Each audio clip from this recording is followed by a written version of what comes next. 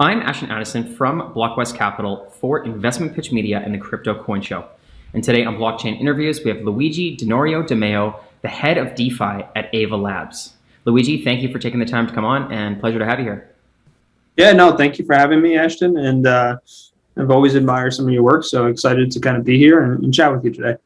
Amazing. I appreciate that. And I admire the Avalanche ecosystem, and I know AVA Labs is working incredibly hard and efficiently on increasing that and bringing more people into that space. And I would love for you to just start us off by telling us a little bit about AVA Labs, and then we can sort of dive into Avalanche.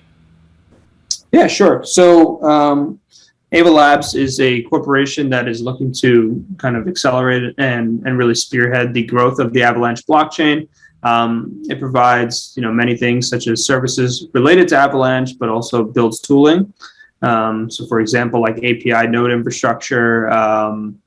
They're working on help build a bridge, which everybody has used so far. So the Avalanche bridge. So yeah, generally speaking, really just trying to spearhead and kind of really accelerate the growth of the Avalanche ecosystem. A lot of people like to make the parallel to like a consensus for Ethereum. So that's one way to think of it as well. Definitely. Yeah. Great intro. And I would love to get a little bit more on Avalanche itself. Maybe why do you like it and what's so great about it, and why has it become so popular, do you think? In the last year, it's really just taken off, and I'm sure the trajectory will continue. Yeah, no, great question. So what do I like about it? I mean, Avalanche really at its heart is a scalable layer one alternative solution. So Emmington's here, and a few of his PhD students out of Cornell worked on a consensus algorithm that they was really the culmination of 30 to 40 years of work, where they kind of really felt like they found a breakthrough. So initially you have something called classical consensus, which is really big in the 90s and before, which is really fast but not really secure. Then you have Nakamoto consensus, which is really what happened from 2008 with Satoshi Nakamoto. That's really more secure but not very scalable. And what we believe is we now have Avalanche consensus, which is both scalable and secure. So with this new consensus mechanism, kind of Avalanche and its new architecture allows for faster finality in terms of transactions. So sub-second finality, meaning less than 1 second, and more throughput in terms of transactions per second than is what's currently available. The other thing is that Avalanche has a very unique architecture. We have this notion of subnets, which is effectively the ability to kind of create permissioned and permissionless additional chains on top of the actual architecture. So, Avalanche C chain is the one that most have heard of. That's the one that's gotten good traction today, and that is EVM compatible, right? So, you could deploy your Ethereum-based applications and whatnot on top of that chain, and that works right. Pretty much all the tooling works out of the box. Mm-hmm. But then you can also have this notion of subnets where folks can deploy app-specific chains or app chains, or they can, have permission chains for supply chain type things, or enterprise or institutional purposes. So it's really a flexible system, and that's what I always admired about it, because I think we don't really know exactly where blockchains will be in 10 years. But having a system that can kind of be flexible for these types of use cases is what's exciting to me. Definitely exciting. And thank you for explaining that. I think a lot of people are not clear on, there's multiple chains. There's this X chain and C chain, and people are like, okay, I gotta learn all this stuff. And there's a reason. There's a reason for it, right? Because the enterprise there, as you mentioned, I think is super important. And the Ethereum ecosystem does have that as well for supply chain and enterprises that don't want to have fully permissionless chain, where maybe they want to privatize some stuff or they want to customize for their business. So that's great to hear that Avalanche also has that ability. And at the beginning of our talk, you mentioned AVA Labs is also focused on the developer side, helping with the APIs. I'm curious because I believe that the development is so important, and making an ecosystem that is easy and understandable for developers to create applications so that people can actually use those applications on top of the blockchain. If the development ecosystem is hard, there's not going to be any apps very many apps and there won't be very many people using them. Maybe you can talk about the development ecosystem, how you're helping it, and how easy is it for blockchain developers that already know Solidity and just regular developers that are working in the traditional space that don't really code in blockchain yet. How easy is it for them to get started on Avalanche? Yeah, it's a great question. So if you were building a Solidity-based application, you can deploy those smart contracts on Avalanche with very minimal changes. Basically, the only major change is that Avalanche has asynchronous blocks, so you can't use block height as like a proxy for time. That's really like the only major change. Other than that, you can pretty much deploy your contracts. All the tooling is available. There's Gnosis multisig, Gnosis safe multisig. Snowtrace.io is Etherscan type of explorer. So a lot of the tooling works out of the box, where Ethereum really kind of trailblazed, for us in some respects. So that is the EVM compatible chain. That's the one that is about 14 billion in TVL, or total value locked at the moment. The DeFi ecosystem is really robust and is growing. In terms of developers, we have like 6 or 7 hackathons slated this year. One is, kind of nearing end at the moment, but there'll be so many more to come.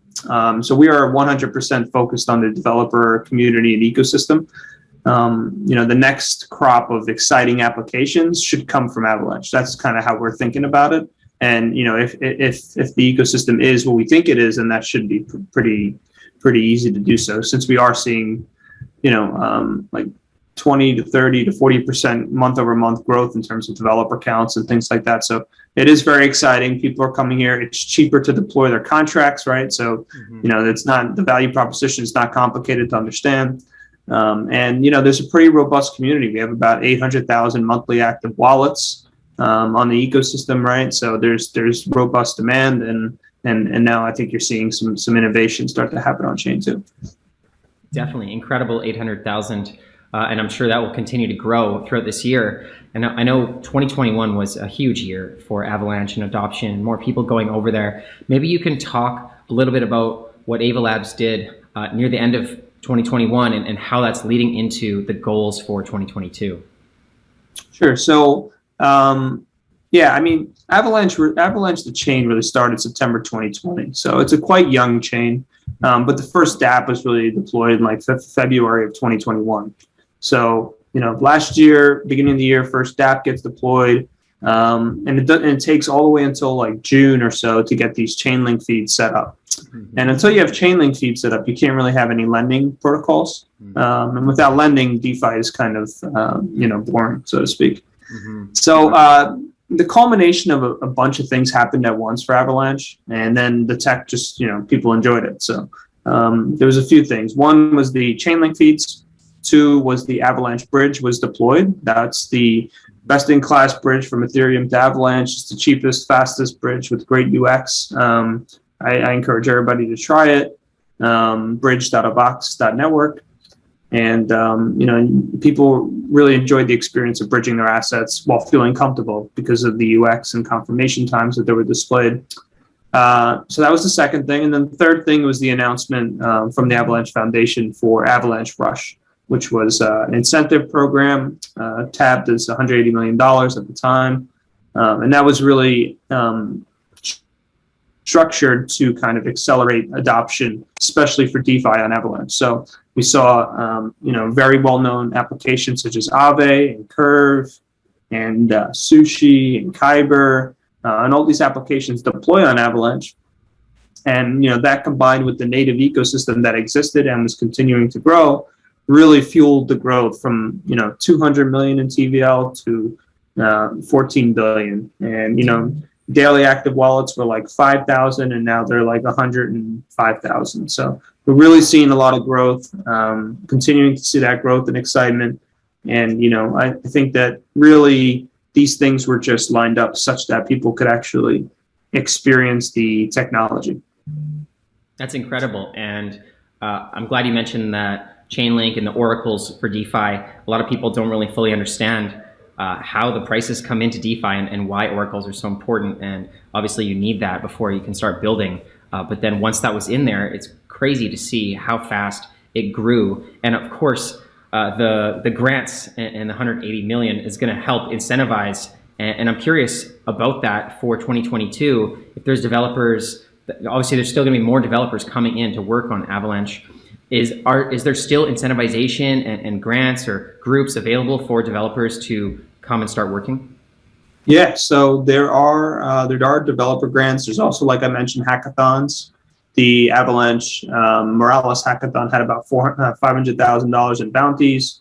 There will be additional ones throughout the year. We also have a Blizzard fund set up, which is a fund with the Avalanche ecosystem and combined with a bunch of well-known VCs in the space, such as 3 R's Capital and Defiance, and that's also for investing in applications and developers as well. So there's really a gambit across the board in terms of what developers can access, whether it's incentives, investment, or grants. And I think they'll find that there's a lot of room from our side to kind of try to assist. Mm-hmm. Definitely. And with the continued growth in 2022, obviously DeFi is continuing to explode just across cryptocurrency. NFTs are continuing to grow. Maybe there's some other trends as well. Where do you think the most growth is going to happen, or are you specifically focusing on any of these areas for the Avalanche ecosystem? Yeah, I mean, DeFi, I think, will continue to grow. Hopefully we'll see some real world integration with DeFi. That's one of the next exciting things I'm looking for. Less so these very obscure ways to kind of, increase yields and things like that, but more so how do we decentralize finance? Looking forward to seeing that. But I think that there's a real GameFi explosion looking to happen on Avalanche right now, especially with subnets. Subnets are a really great use case for gaming. You can take, any game that you could think of that requires a lot of transactions, high throughput, and really low fees. You put those on a subnet. What's nice about that is, if there's a big NFT drop on chain or an IDO or something that, raises fees temporarily for the chain, it doesn't really, it doesn't slow down the game. It's an isolated environment. Mm-hmm. And those games could have their own gas tokens, for their own subnet. So there's a lot of unique things that I think people will play with this year and hopefully improve upon tokenomics. And, I think that's what I'm kind of excited about too. Very exciting. And yeah, the GameFi is continuing to explode. And especially, I feel like the metaverse and these games clog the network a lot. And I think Avalanche could capitalize on that because some of the other chains are struggling there. So yeah, that's incredible.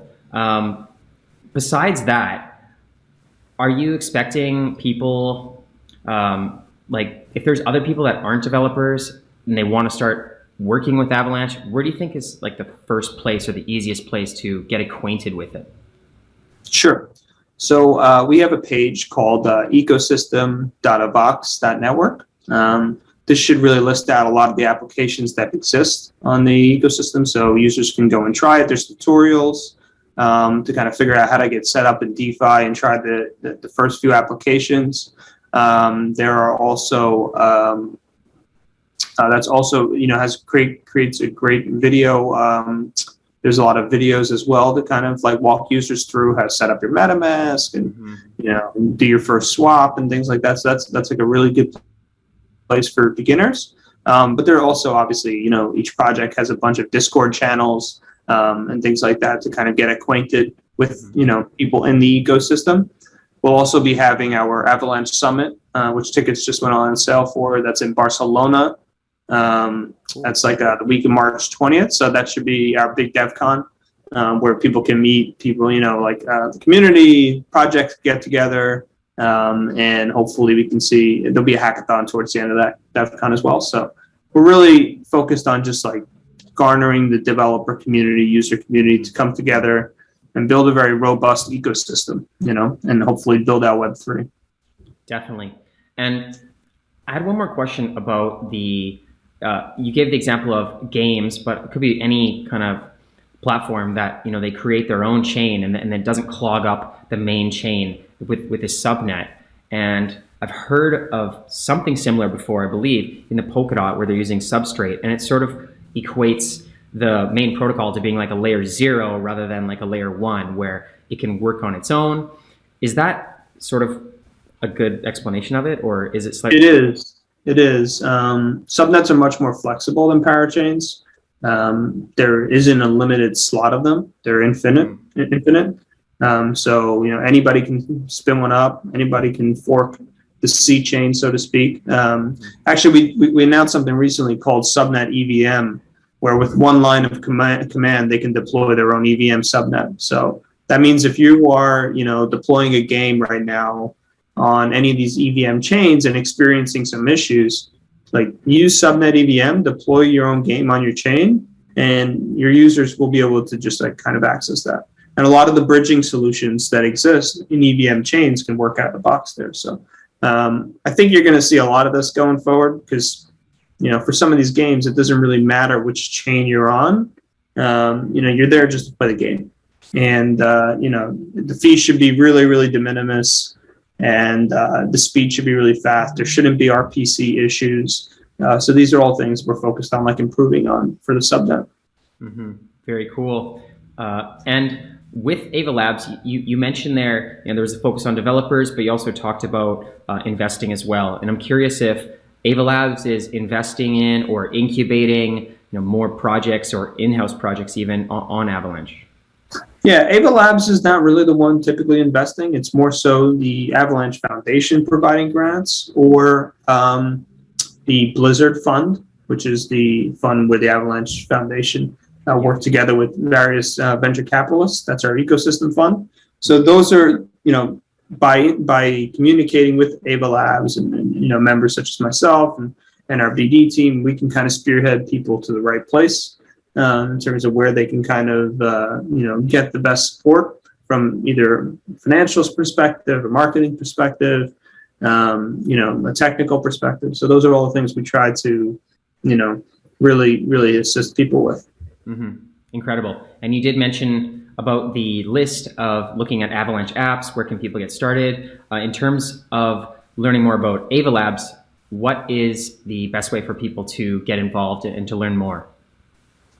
So there is, generally a website.